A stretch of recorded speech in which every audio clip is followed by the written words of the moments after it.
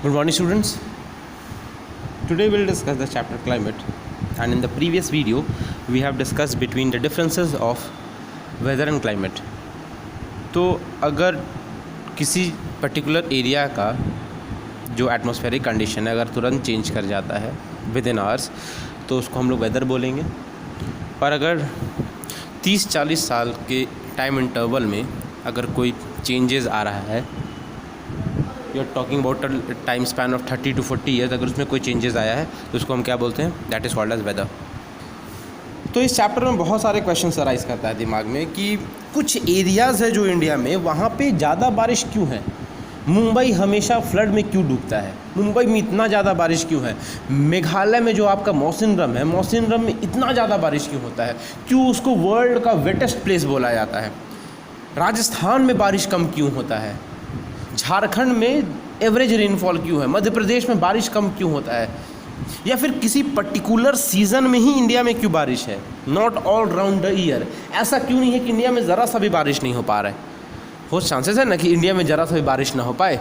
बहुत सारा क्वेश्चन दिमाग में राइज करता है and this chapter will give all the answer to your questions. So before starting with those topics कि किस एरिया में ज़्यादा गर्मी क्यों है या फिर किसी एरिया में जम्मू एंड कश्मीर में ज़्यादा ठंड क्यों है, तो उन क्वेश्चंस को आंसर करने के पहले एक आपका जो कुछ फैक्टर्स हैं उनको डिस्कस करना ज़रूरी है कि क्या फैक्टर्स हैं जिनके कारण किसी जगह का क्लाइमेटिक नेचर पता चलता है।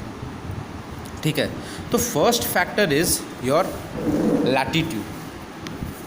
पहला फैक्टर क्या है, पहला फैक्टर जिसके कारण किसी जगह का क्लाइमेट इम्पैक्ट होता है, फर्स्ट फैक्टर इज़ लैटिट्यूड। तो अर्थ का शेप कैसा है, earth is in the form of geoid. ये जियोइड शेप में है, मतलब जियोइड का मतलब होता है that is bulged at the equator, bulged at the equator and flattened at the poles. ठीक, तो जो अर्थ का जो सरफेस है जिस पे सोलर रेडिएशन आ रहा है, सन का जो रेडिएशन आ रहा है, इक्वेटर तक ट्रैवल करने में कम डिस्टेंस ट्रैवल करना पड़ता है as compare to poles. Poles तक देखिए सन के रेडिएशन को ज़्यादा डिस्टेंस ट्रैवल करना पड़ रहा है, इक्वेटर में क्या है, इक्वेटर तक आने में कम डिस्टेंस ट्रैवल करना पड़ रहा है। क्लियर। तब जब ये जो टेम्परेचर जो डिफरेंसेस जो आ रहा है, तो एज़ यू प्रोसीड, तो आप देखिए कि इक्वेटर के पास क्या होगा, जब कम डिस्टेंस ट्रैवल करना पड़ रहा है सन के रेस, तो यहाँ पे ज़्यादा गर्मी होगा, here more heat will be there. ठीक है, यहाँ ज़्यादा गर्मी होगा। और जैसे जैसे आप इक्वेटर से दूर जाइएगा, देखिए कि सोलर रेडिएशन को ज़्यादा डिस्टेंस ट्रैवल करना पड़ रहा है। जब ज़्यादा डिस्टेंस सोलर रेडिएशन को ट्रैवल करना पड़ेगा तो वहाँ पे क्या होगा, लेस हीट होगा। ठीक है, लेस हीट के कारण वहाँ पे टेम्परेचर कैसा होगा, the temperature over there will be cool. और यहाँ पे टेम्परेचर कैसा होगा, the temperature over here it will be warm.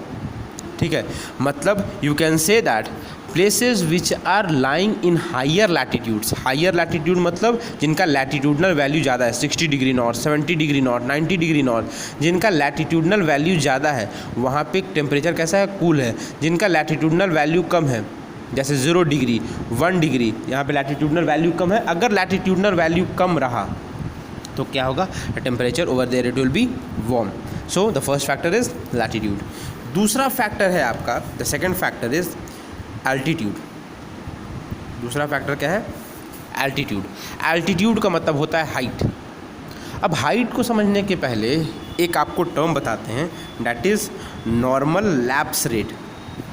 Normal lapse rate, normal lapse rate का मतलब है सर कि अर्थ के सरफेस से, अर्थ के सरफेस से, ये अर्थ का सरफेस हुआ, अर्थ के सरफेस से अगर आप 165 मीटर 165 मीटर अगर आप ऊपर आते हो, अगर अर्थ के सरफेस से 165 मीटर अगर आप ऊपर आए तो टेम्परेचर 1 डिग्री फॉल कर जाएगा, टेम्परेचर 1 डिग्री डिक्रीज़ कर जाएगा, 1 डिग्री सेल्सियस टेम्परेचर डिक्रीज़ करेगा। अगर अर्थ के सरफेस पे 40 डिग्री सेल्सियस है, ठीक है, तो 165 मीटर अगर आप ऊपर चले गए तो temperature here it will B 39 degree Celsius, और 165 मीटर ऊपर जाइएगा तो टेम्परेचर हो जाएगा 38 डिग्री सेल्सियस। मतलब हर 165 मीटर ऊपर जाने पे टेम्परेचर 1 डिग्री सेल्सियस क्या होता है, 1 डिग्री सेल्सियस टेम्परेचर डिक्रीज़ कर जाता है। ठीक है, अब इसको अल्टीट्यूड से कैसे रिलेट करते हैं कि एक है आपका mountainous area, mountainous area and second one is plain area. अब एक बात देखो, अगर आप किसी माउंटेन पे या फिर किसी हिल पे लोकेटेड हो तो सोलर रेडिएशन जो यहाँ से आ रहा है, the solar radiation which is coming, यहाँ पे क्या होगा, हाइट ज़्यादा होने के कारण माउंटेनस एरिया में यहाँ पे टेम्परेचर क्या होगा, टेम्परेचर होगा लेस। और प्लेनर एरियाज़ में सरफेस पे क्या होगा, टेम्परेचर क्या होगा, टेम्परेचर होगा आपका high.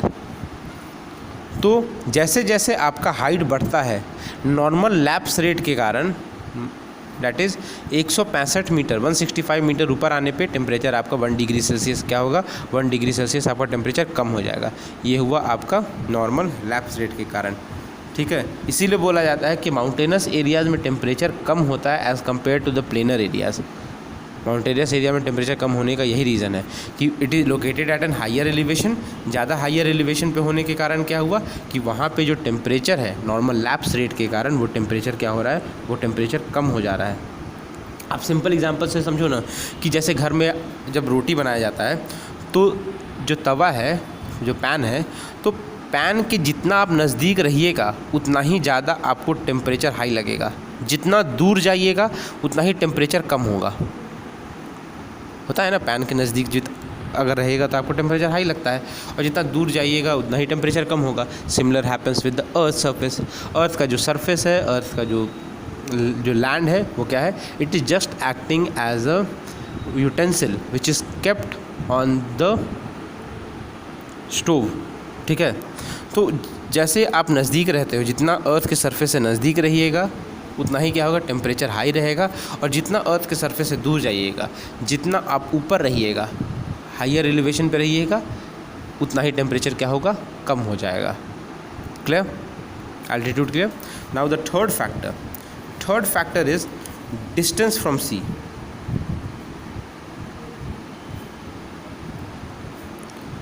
Third factor is distance from sea. Suppose you take the part of the peninsular India. यहाँ पे आपका है Chennai, this in the southern part Chennai is located, और यहाँ पे आया आपका मान लीजिए भोपाल, ठीक है। चेन्नई है और भोपाल है। तो जो एरियाज़ कोस्टल एरियाज़ हैं, समुद्र से जितना ज़्यादा नज़दीक होंगे उनमें क्या होगा, उनमें क्या देखा जाता है, उनमें मॉडरेट क्लाइमेट होता है। They are facing moderate climate, ठीक है। और जो एरिया समुद्र से दूर है वहाँ पे बोला जाता है दे फेस कॉन्टिनेंटल क्लाइमेट, ठीक है। कॉन्टिनेंटल क्लाइमेट का मतलब है कि यहाँ पे जो कॉन्टिनेंटल एरियाज़ है, जो कॉन्टिनेंट के अंदर लाई करते हैं, वहाँ पे विंटर्स क्या होता है, विंटर ज़्यादा सीवियर होता है और समर क्या होता है, समर भी हॉट रहेगा। Summer is warmer and winter is cool. जो कोस्टल एरियाज़ है जहाँ पे मॉडरेट क्लाइमेट होता है वहाँ पे टेम्परेचर क्या होता है, गर्मी के टाइम में टेम्परेचर ना ही ज़्यादा इंक्रीज़ करता है और ना ही ठंड के टाइम में टेम्परेचर ज़्यादा डिक्रीज़ करता है, ठीक है। ये सारा इम्पैक्ट है समुद्र के कारण, और समुद्र में भी किसके कारण, लैंड ब्रीज और सी ब्रीज के कारण। लैंड ब्रीज और सी ब्रीज के कारण। लैंड ब्रीज क्या करता है, land breeze it blows during night, रात के टाइम में ब्लो करता है, and it blows from land to sea, it blows from, ठीक है। लैंड ब्रीज रात के टाइम में ब्लो करता है, it blows from land to sea, ठीक है। तो रात में जो ठंडा हवा है वो किधर मूव कर जाता है, वो इट मूव्स टूवर्ड्स द सी, इसीलिए रात में वहाँ पे टेम्परेचर ज़्यादा कम नहीं होता है।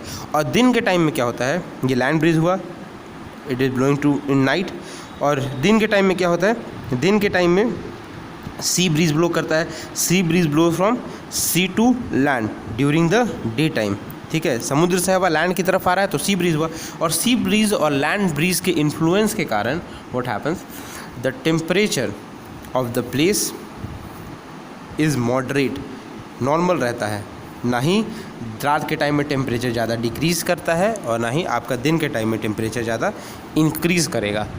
क्लियर।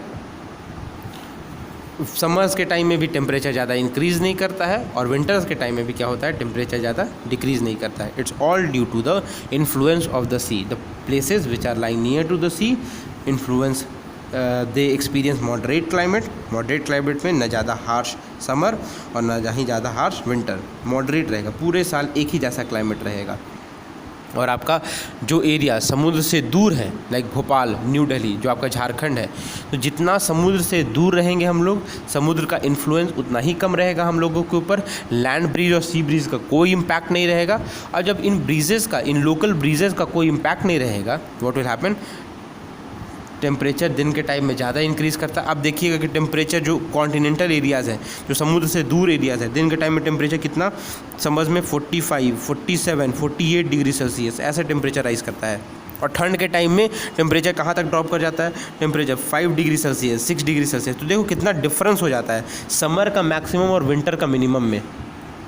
और इन एरियाज़ में, चेन्नई जैसे कोस्टल एरियाज़ में, यहाँ पे मैक्सिमम और मिनिमम टेम्परेचर के बीच में बहुत कम डिफरेंस आता है। मैक्सिमम टेम्परेचर पहुँचेगा तो आपका 29 डिग्री सेल्सियस और मिनिमम टेम्परेचर 24, 21, इतना, मतलब मैक्सिमम और मिनिमम टेम्परेचर के बीच में बहुत कम डिफरेंस है। और वही आपका समर का मैक्सिमम और विंटर का मिनिमम के बीच में बहुत लार्ज स्केल डिफरेंस आ जाता है। क्लियर? तो आज बस इन्हीं 3 फैक्टर्स को डिस्कस करते हैं। First one is latitude, second one हुआ आपका altitude, and third one is distance from sea which controls the climate of a place. और बाकी के जो फैक्टर्स हैं I will discuss in the next class. Okay, thank you.